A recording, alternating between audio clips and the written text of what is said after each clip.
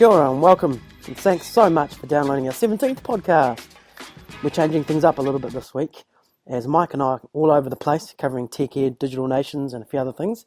We also have to deal with those pesky day jobs too. So this week we're going straight into the interview with Jono Tucker from Empire Films. Now I met Jono back in the day when he was at Run the Red, the mobile marketing firm. Since then he's been moving around a bit and he's started his own photography business using a unique take on the visual mediums. Right, welcome listeners. We're in Studio 3 here at Golding's Free Dive with Mike and Jono. Jono from Empire Films. There you go. What else are we going to ask him? Well, Jono, the back... So this week it's tech media, and so I've said I'm going to be quiet this week. I'm just going to unusual, I know. Yes, and I'm going to be chucking stuff in. So it's all on Raj's shoulders. That's no problem. Well, I know Jono from back in the day when I was at an agency, and we used his services at Run the Red, and you guys will know Run the Red from the other podcast that I can't remember the name of at the moment that we had Ben on for. Yeah, it's quite a while ago, wasn't it? It's like one of the earlier ones. Yeah, like maybe number 5, 6, something like that. Yeah. So look up Run the Red or look up Ben Northrop's podcast if you want to see more about that. Yeah. But Jono took off in a different direction. That's right. So what happened after Run the Red? I was on the Red for about 3 years working with Ben. That was fantastic times. And from there I went to another little company called Modica, and they did a similar thing with mobile marketing. Yeah. But they also did a bit of web hosting and a bit of web design in the early days. And then they had Spark do some of their web design. And I was there for about 3 years as well. Nice. What'd you do? What'd you do? I was... For those of you who are listening going, oh yeah, for those that aren't Raj or Jono. we don't know.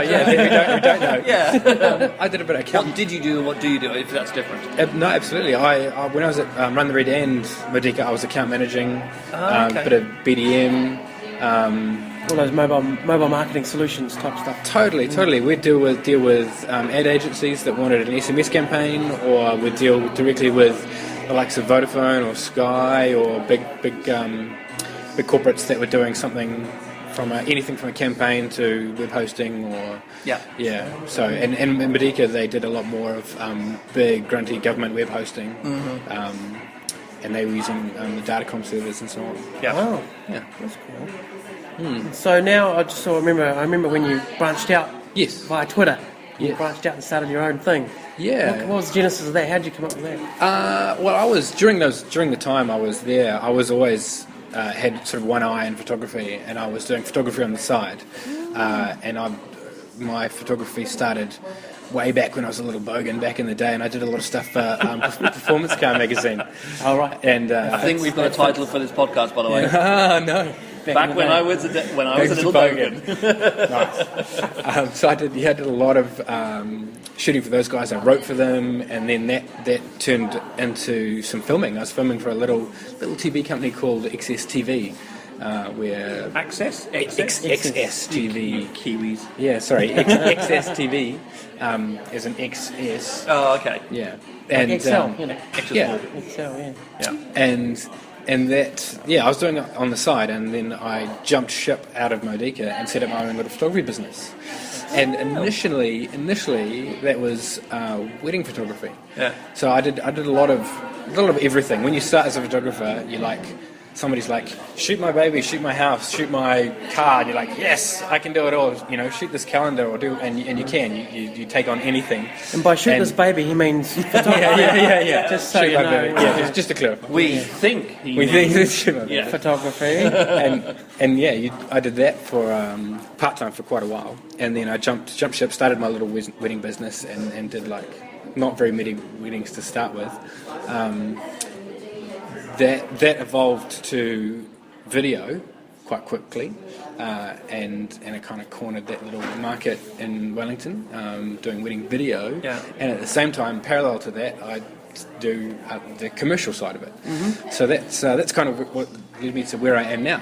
Yeah. So and I try and keep those two separate, because I don't think brides like to know that I do stuff for government and other people do corporate videos, and corporates I don't think appreciate that I work with brides, and I'm trying to separate those two companies.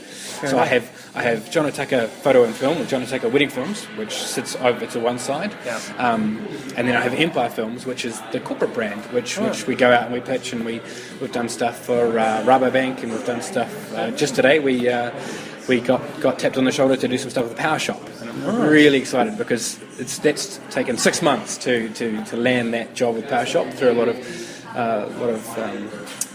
effort and energy, but it's been really worth it. So that's cool. So what I noticed when I was looking at the site and stuff, is that you bring how my background is film as well. Yes. I notice your wedding videos are not wedding videos with the quote marks. They're more like little short films. He did speech marks. I did the speech marks. In the air. He did fingers in the air. Air quotes. Air quotes. That's the one. Yeah. Like Dr. Evil does. Yes. Yeah. Yes. But I noticed the production values are a lot different to the average Muppet videographer, you know what I mean? Yeah, that's exactly right. Short films running there, Yeah. and that's really cool. That's a different angle, And that's what we try and bring. We try and make the films watchable, and so the old adage is, if somebody said, you meet somebody like, you should come and watch my wedding film, and they're like, don't be stupid. That's probably the worst thing you could humanly suggest somebody. Yeah. Really, could I please?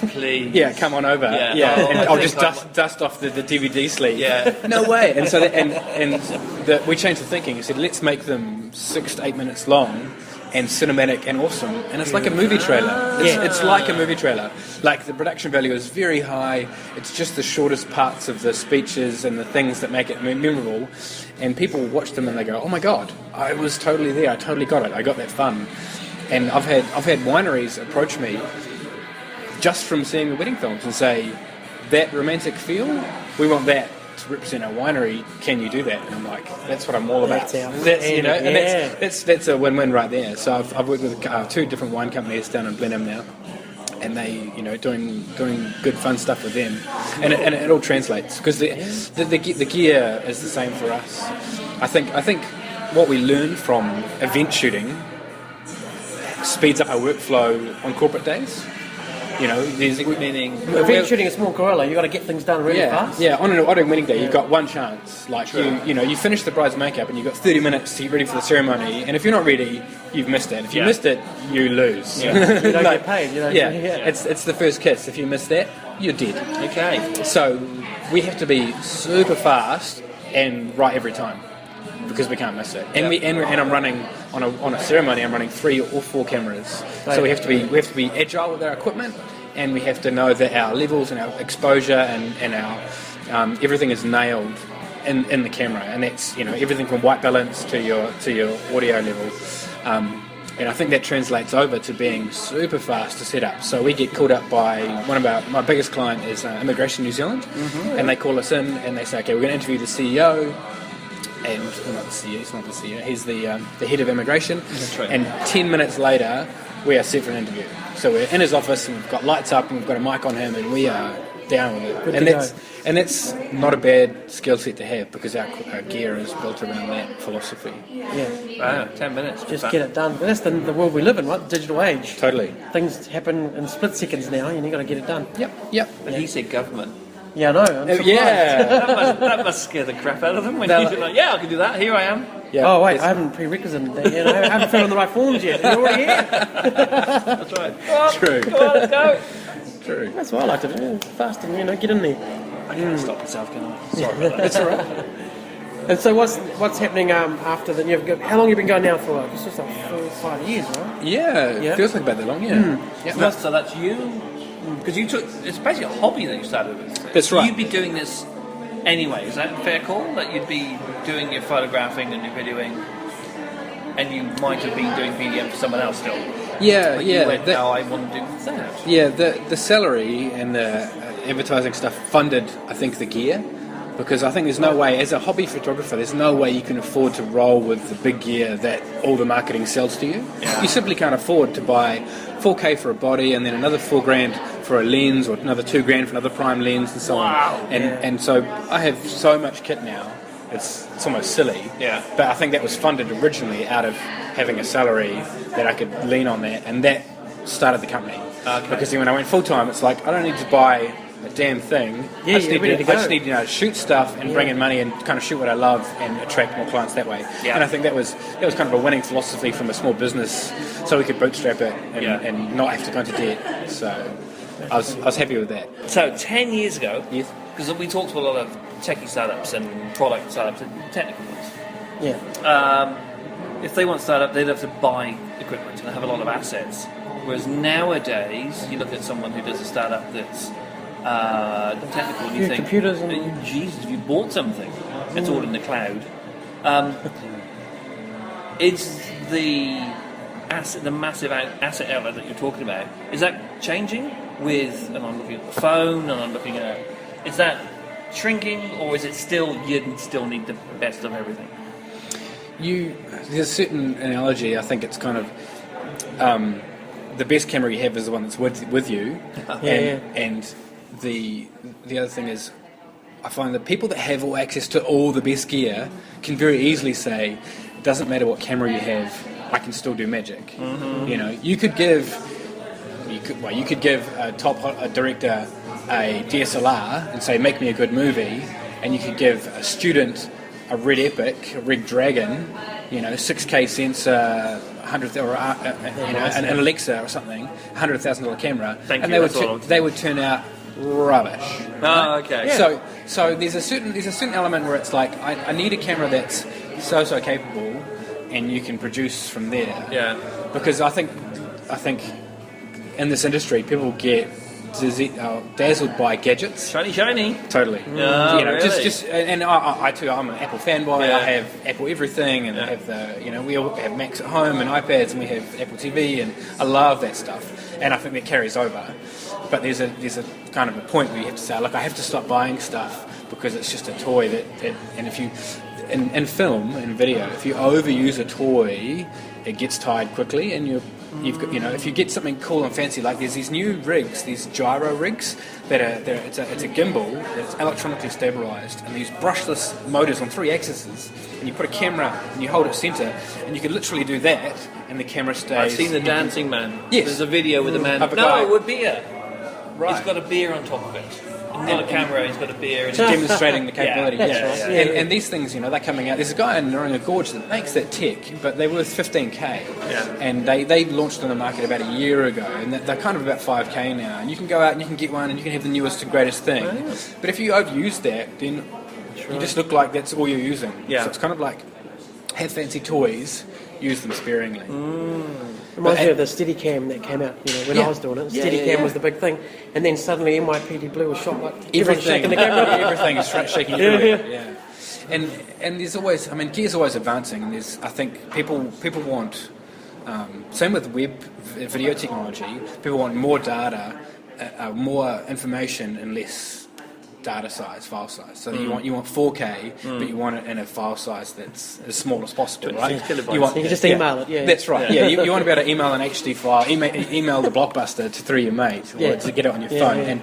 And so codecs are trying to efficiently, capture what's happening in the camera, and 4K is coming. 4K is here. You can buy consumer-grade cameras that shoot in 4K. Yeah. No one can watch it in 4K. You don't have a 4K TV, and only YouTube offers 4K streaming, and people don't That's just recent anyway. That is very recent. People don't often click the 4K button. They're watching it in 720 or 1080. Well, look the same to them either way. Totally. And so there's an art to that in terms of shooting and making it look, you're shooting in this huge big codec, and you're filling up so much gig of space in your cards, and then you edit it, and then you've got to compress it, and then you give it to someone like Vimeo or YouTube, and they compress it another to a tenth of that, and then they stream it to your customer, and you look at it in your grading suite, and you go, oh, it looks so good. Wow. But then you look at on people were sharing camera tests from new cameras on YouTube, and they're like, oh, it looks better, just download the original to see how good it actually looked. Yeah. It's like we need to be better at learning how to shrink our files down to make the footage look good in a web space. That's a real talent from an editor's perspective. Yeah, they're still trying to nut that with YouTube. I think the infrastructure's coming, in America mainly, to broadcast in 4K, right? Totally. But we'll get it here one day when, 14K or something, or 16K is already ready. ready. We'll get 4K then probably. I was just recently in Santiago in Chile with my wife, and we went into the Sony store and they had a 4K TV, and I saw my first and it was massive, and they had shots from the World Cup. And so you're following the football highlights from the World Cup, and then they cut to this shot of the grandstand, and it's like a medium shot, and there'd probably be like 400 people in this grandstand, and it was so sharp. Wow! Like you just like I can see him picking his nose, and I can see the detail on the guy's button. Like it was just blew my mind. And it was a big TV though. Like I could stand next to it, and it came to my shoulder. It was a whopper of a TV. We just sat there for a minute and went, "Shit, that's cool." But it's way too big for most households, right? Like, it's just show off. Yeah, well, eventually we won't be able to see the amount of pixels they're pushing into these devices. Human eye can only see a certain amount. I think it's 300 DPI or something. Right. Anyway, right? Yeah. 340 DPI. Yeah. So if you've got these 2K TVs sitting in, a hand's span away from you, and you're looking at it and going, wow, this is amazing, you won't see all the detail anyway. Kind of thing that's funny that they're going, yes, bigger, better, smaller pixel. Yeah. But in the end, well, yeah, we'll be able to see it anyway. Which is the conversation around music and sound. And 48K and 36K and what they're doing bytes per second. And someone did a massive research about it and was a sound geek and just went, human ear can't hear it. Can't tell the difference. Yeah. And just went, I know you stylist people that you... No. Yeah, the hi-fi guys, they go, it's I can hear it, I can get crispiness or whatever. Yeah, and it's like, no, you can't. Not on your iPod. That's right. No. At some point, it's like, no, it doesn't make any difference. Yeah. So when you get, you shoot your film, you do your thing? Yes.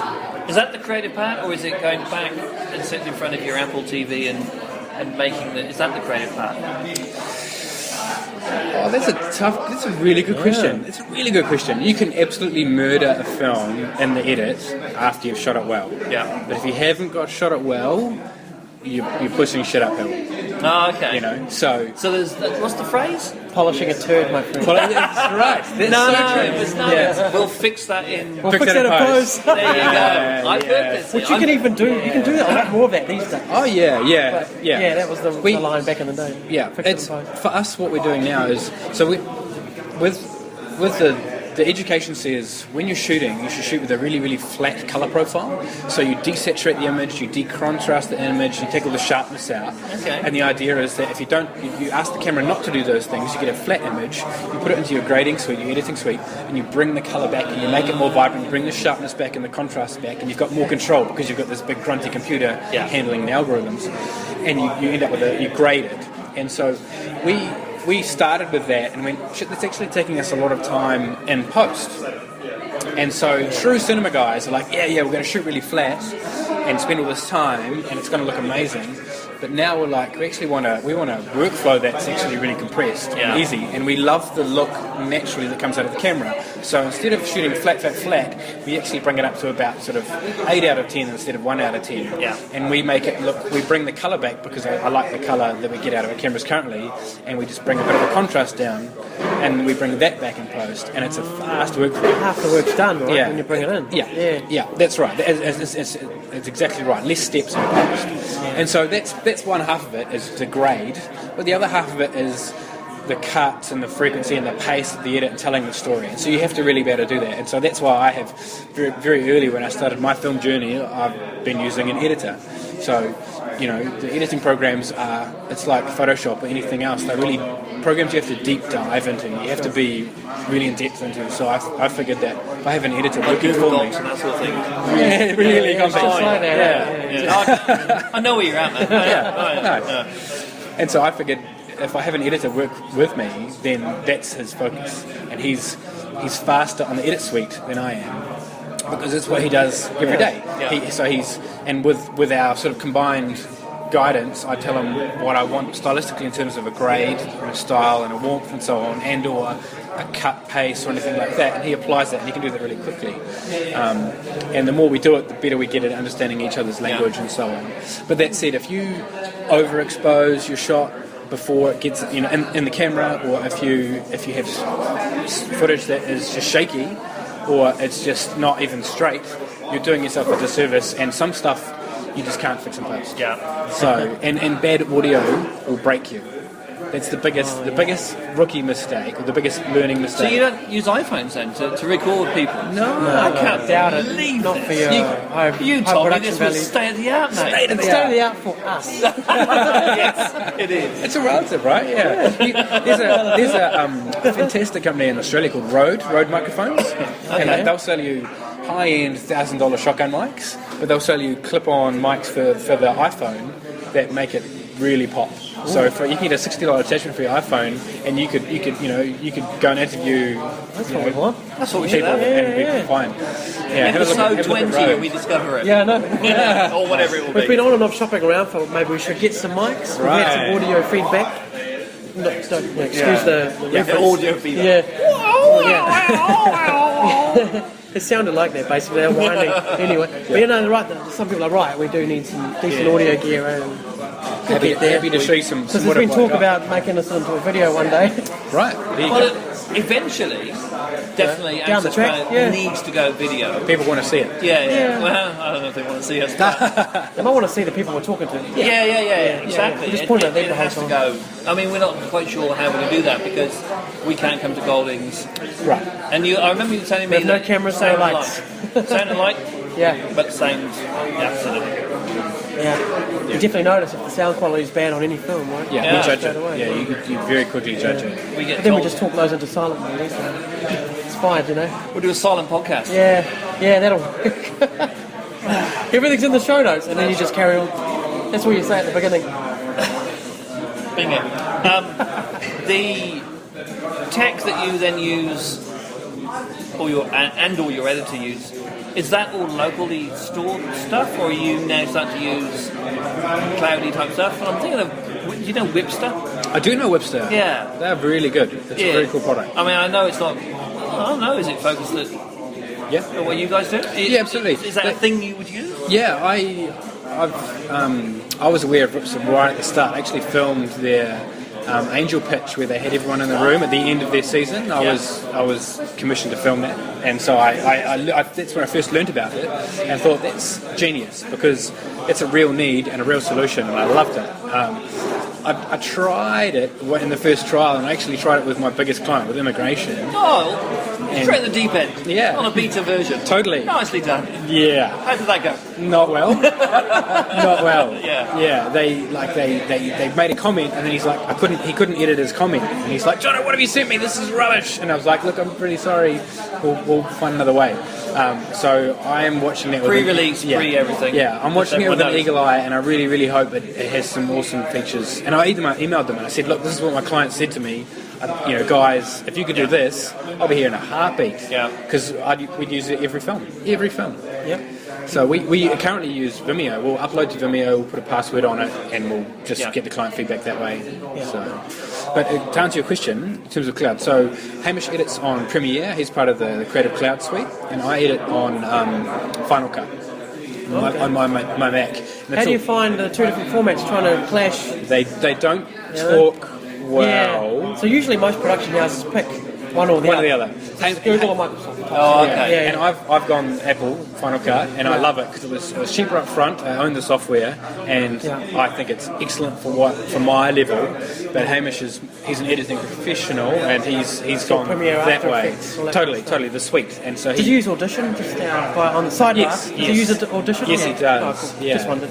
And we often have a little bit of a tussle now and then, and I try and joke that my product Final Cut's easier to use, and I can do stuff with less clicks, or it's quicker. And there's are they stable or not? And it's just a bit of jostling, but they both do the same thing, I think. Yeah. How'd you find the upgrade/downgrade of Final Cut? To 10. Yeah. So I didn't really get into it before. I used Premiere right back when I very, very first started, and only jumped on from 10.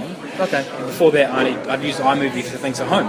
And so I loved it. And I heard all the criticism that, it's iMovie Plus and it's not for professionals, it's for mums and dads. Yeah. And I went, it's actually really easy to use. And since then, it's grown out of sight. Like, they've added multicam editing, and they've added all the plugins from all the third parties have turned up now. And it's rock solid and it's stable, and it supports 4K, and it smashes it. Which we realised was not really necessary at the moment anyway. But if you have a shiny new... If you have a shiny new Mac Pro and you're shooting on a red, then... Yeah, so you're going to be upgrading to that Mac Pro No, I'm on a new iMac, and I like that. It does what I need.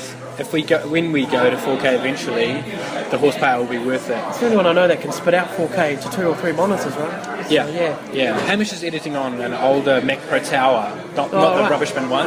Cheese grater. Yeah, cheese grater. Yeah, and that's a grunty, and he's spec'd that right up, and it's humming. Yeah. But in terms of cloud storage, so once we edit, I edit off like Thunderbolt drives, and it's all about having those set up, and we back up everything, and we have at least 2 or 3 copies of everything we've got.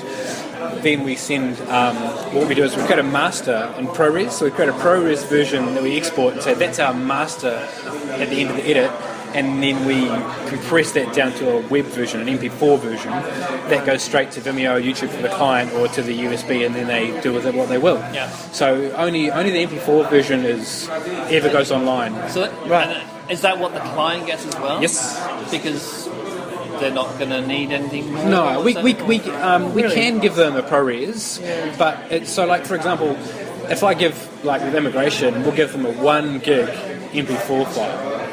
And we'll upload that to YouTube for them, or they'll upload it themselves. But the ProRes equivalent is 10 times the size. So and if it's only got on YouTube, yeah, that's right. Yeah, and if we were in the States, we'd probably upload the ProRes and let YouTube crunch it down. But part of our process and part of our understanding is being able to convert that and compress it with the appropriate amount of settings that compresses the audio and the picture at the right rate, which is, here's a file that's watchable and still manageable in terms of data size. Yeah. Because what I find frustrating from a video world, so all the web editors out there, a client comes to them and says, the website you're working on for your client, just change this word or this letter or this picture, and that's easy. You go, change, roll forward, change. Yeah. In a video sense, you've got this 10-minute video, and the client says, that name, you've missed an E off that. That 10 gig ProRes needs to be re-rendered which takes an hour, and now needs to be recompressed, which might take another hour. Now it needs to be re-uploaded to the web, which might take another hour. So you've lost like a whole afternoon for like a spelling mistake. It's still like PowerPoint where you just log it, open it and change it and commit a web change. And there's a bit of a learning curve explaining it to people, because that's how they know the web works. I think that part of the mystery of the filmmaking business, we make it look too easy. Definitely. It's done. Look, it's magic, and things are moving and people are talking, and they don't realise how much effort actually went in to make that happen. Yeah. To educate people. Hey, actually, the change isn't going to take 20 minutes. No, that'll be tomorrow. No. Yeah. And that's when we submit a film. One of our processes is that we'll watch it down, and we'll do different passes for different purposes. We do a pass just for color grade, color correction. So do the shots match? Like, is that shot too blue or too orange? Yeah. And once we've got that done, we'll go back and watch it again and go, okay, we're watching for is anything not stable, like has the camera been bumped in any way, and we actually go through and we do a little warp pass, we call warp stabilize, or we'll stabilize any of the shots, and we'll do that with the sound off, so you're not getting wrapped up in it and so on. And so once we've made all those passes, we'll sign it off. And in a wedding sense, one of the passes I'll actually give it to my wife, and she'll watch it from like the bride's perspective, because very good idea. As a guy, you just don't miss stuff, and she'll be like, oh no, you can see bat fack and that shot. And I'm like, or the wobbly arms, you can't show that shot. I'm like, oh my god, I didn't even see that. So getting a woman's perspective. CEO immigration. It's all about quality control, eh? Totally. Good job. It's a good idea. Yeah. So do you count yourself as a startup? Empire Films? It's a brilliant name, by the way. Thank you. 1920s. I'm there. It's just a brilliant name. Nice. Anyway. It fits in with Empire Magazine. It's all about movies. Yeah, I'd say we are. Yeah. And when you say we, it's like you and your 400 colleagues. Well, Hamish and I. Thank you. Yes, Hamish, my editor, and I. Yeah, we are very much the startup phase. Yeah. The wedding, like we've done 3 seasons of wedding films now, and we did 25 last summer. And the idea is to scale those down and scale up the corporate work, because that's it's Monday to Friday and it's good fun. Awesome.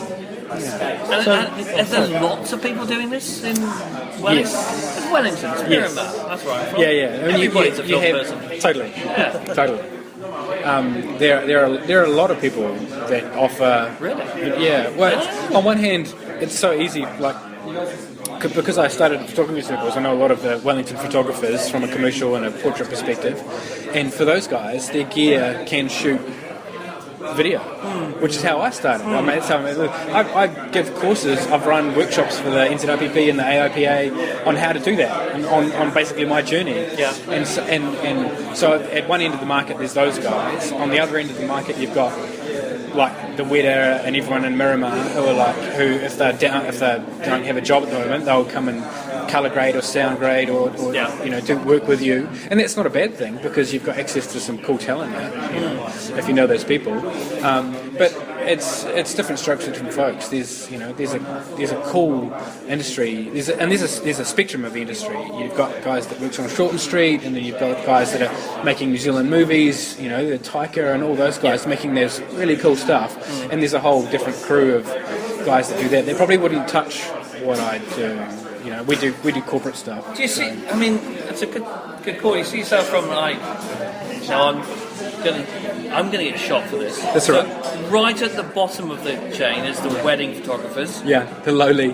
Probably the pet photographers below them. No, excellent. Okay, then you go up. Yeah, and then right at the top, Peter Jackson. Right. Is that one industry, a continuum, or is that? Oh no, that what Peter Jackson currently does is not the same. It's a little bit. I'm trying to say, you get people working in IT, and then you think, well, you're a business analyst and you're a developer, and now but you're not really the same. You could say I definitely say it's a spectrum. Yeah. You could join the dots. There wouldn't be a lot of crossover, but there's certain people can kind of they try and stretch their capability within that spectrum. Yeah. So if you're here, you can kind of branch left or right. Absolutely. It's the goal of the pet photographer to become the next Peter Jackson. Is that generally? Is that how it's? That's a really tough call. In the industry, I think people have that sparkle, and they go, I'm on that trajectory, because they could get their photos on Petapixel, or they could anything they do could be socially picked up and go global in an instant. At the same time, the reality is maybe people. It's still going to be pet photography still pays the bills. Yes. That way, yeah. But you see yourself in that industry. Oh yeah, in the same industry. It's creative, it's arts. Yeah. I like the way you say it. It's a spectrum because there's so many facets to it. Totally. You're using a similar gear, you're doing similar things. Yeah. Just like an auditor and accountant. Right? Two different things. They do the same stuff, really. They just apply it in different ways. Yeah. And to be fair, there's guys on YouTube. There's a guy on YouTube that I found a couple of years ago. His name's Freddie Wong, and he makes these action movies like in his garage, and they are like live action. Yeah, like Lego. Like guys with BB guns, and he puts muzzle flashes and so on on them, and they'll have like 20 million views. Like it'll blow your mind, and you could total all of Freddie Wong's video views, and it'll be more than most sitcoms. Yeah. That's how popular he is. Yeah. But he's shooting on DSLRs, so you might find anyone in Miramar that's working on anything that Peter Jackson does. Be like, I'd never shoot anything on a DSLR. Don't be stupid. But you could go down to Harvey Norman and you could buy a DSLR, and you could, if you've got the creative idea, you could make awesome production. Short films on it, music videos, you can totally do it. Yeah, and at the same time, my DSLR and camera lens is, it's $8,000 right there, plus all the other lenses and mics and things you add on. So, it depends what you want to do and how much money you've got, and what you see as a barrier. I think it boils down to, Ian, is how you're telling the story. That's right. In the end, right? Yes. Doesn't matter what kind of geekery you have. Yeah. You can't convey a message, then you're not doing anything. That's right. Yeah. That's right. And you could do that on a GoPro. Yeah, exactly. Or your iPhone. That's why I use an iPhone, just so you know. I shot my video, feature film I shot last week going down Trade Me Slide on an iPhone. It worked perfectly fine. Yeah. Yep. So you could get it instantly online. That's right. That's the other thing, It's the connectivity side of it, So that'd be cool. Just get one of your big, massive cameras that can actually Wi-Fi up to the cloud straight away. Boom. But see, they don't do that. Don't they? No. There's some big ones that do it to a hub or something, but not up to the internet. Madness. Because it's all confidential at that point still. Yeah, whatever. So the storytelling part is the bit that's That's the key. You're a storyteller. And whether you're a broadcasting storyteller or you're the pet photographer, you're trying to tell a story. And to be fair, I think while I love that term, I almost feel it's overused in the industry because everyone goes around saying, I'm a storyteller, and I think it is the truth because that's all we want to do is say we tell stories that people connect with and that we tell stories of this journey or this growth or whatever. But it's when every website you go to of everyone in my industry says, "Oh, I'm a storyteller," you're like, "No, yawn." So on one hand you get over it, but it is the truth. It's true, but everyone is. Yeah, nobody is. If you can't connect with it, if you can't connect with the story, you're never going to share it. Yeah. How about yarn spinner? Yeah. I heard somebody the other day ranting about it, and they said there's one guy who was a roller coaster designer. And he's like, I'm a storyteller. I want my roller coasters are a story, and it's like, oh, yawn. No, come on. Yeah, but you can see how creatives in most positions could use that, and it's like, well, you're not J.K. Rowling, you're not a storyteller. Can you tell a story by just screaming the whole time? Yeah. Vomit maker. I am chief vomit maker. And poop baker.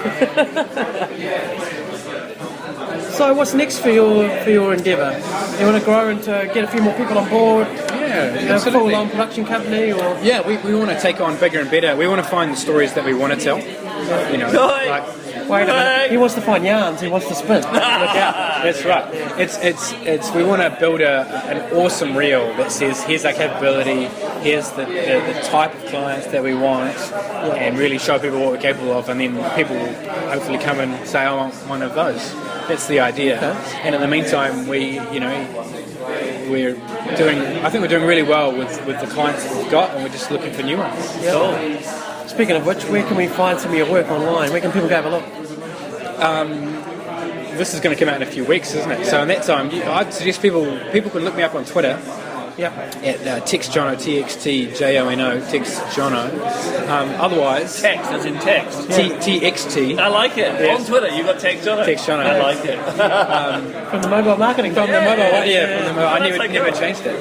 And otherwise, empirefilms.co.nz is where the corporate stuff lives. And if you're a bit soppy and you really want to watch your wedding films, you can go to jonotuckerphotography.co.nz and see what a modern wedding film looks like, because it might surprise you. I'm actually going to go. I am. Yeah, that's a cool idea. From what you said right at the beginning, Raj, I'm going to go and have a look.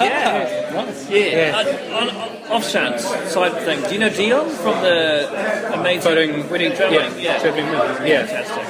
Get you two in a room and have a beer and a yarn one day. Actually, I want you to send me some details too. I might have to go to Empire Films and flick the URL around the office.